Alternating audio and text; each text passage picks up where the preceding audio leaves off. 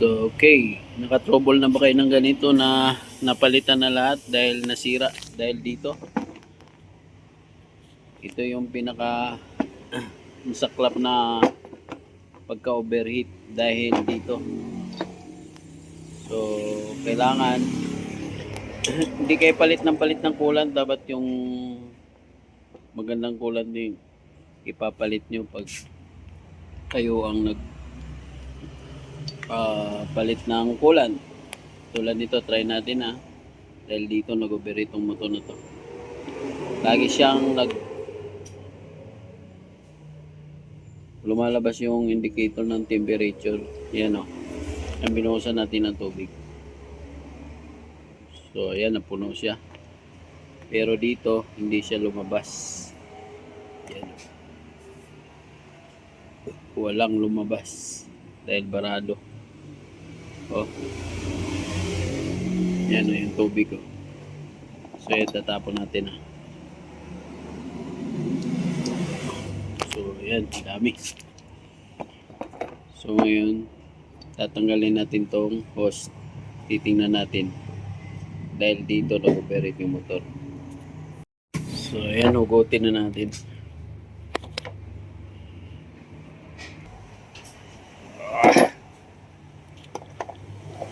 So ayan yung masaklap na nangyari. Naging simento. Yan.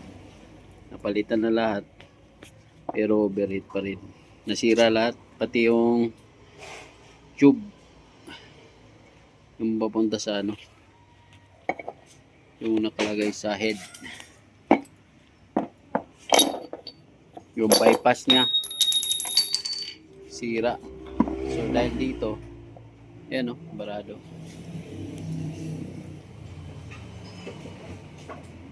Sobrang bara.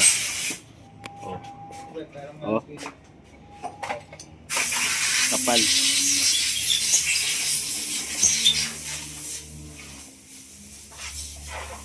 Grabe.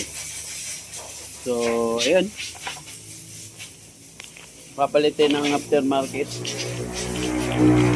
Tiki. So, meron kasing mga bore na masikip.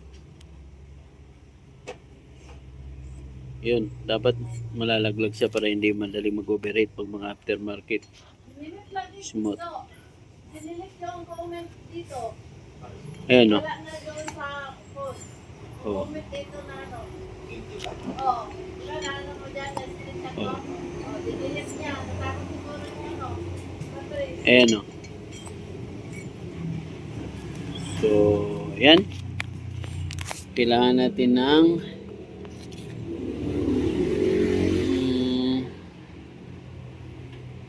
gasket maker para dito. Tatanggalin natin to. Kung matanggal, lagyan natin yan kasi pag minsan palpak yan. Diyan ako nag-back job dahil dito tumatagas yung coolant. So,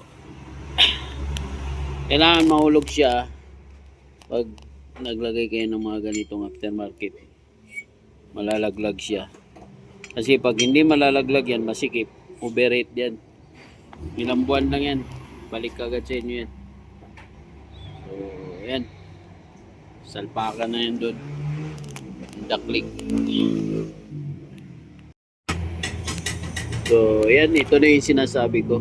Yan napakalambot lang niya. So, ang gagawin nyo dito para hindi ka mag-back job, ganito lang gawin nyo. Para walang supply to. Lagyan nyo ng gasket maker.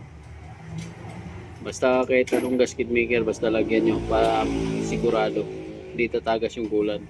Kasi high pressure to, pag umikot na yung coolant, matik yan, lalabas na yung doon. So lagyan natin. So ayan, lagyan na natin gasket maker. Tapos lagay natin doon. Alright, pinundar na. Yung overheat ng di alam ang dahilan. So ito yung naka-bypass na to kasi steel bore tayo. Binaypass na namin. Medyo dirty ano yung ano, radiator. May mga natira pang mga ayan na, rolling na siya. Ayan o, umiikot na. Umiikot na siya. Ayan o. Tingnan mo, halika. Dati, steady lang, di ba? Tingnan mo. Oh, para yung budo. Umiikot na siya. No. Okay na, break in na lang. So, ayan, balik na natin to. Ganyan pag naka-bypass siya. So, okay. Wala problema yung bypass na yan. Walang problema. Abot ng Mindanao yan.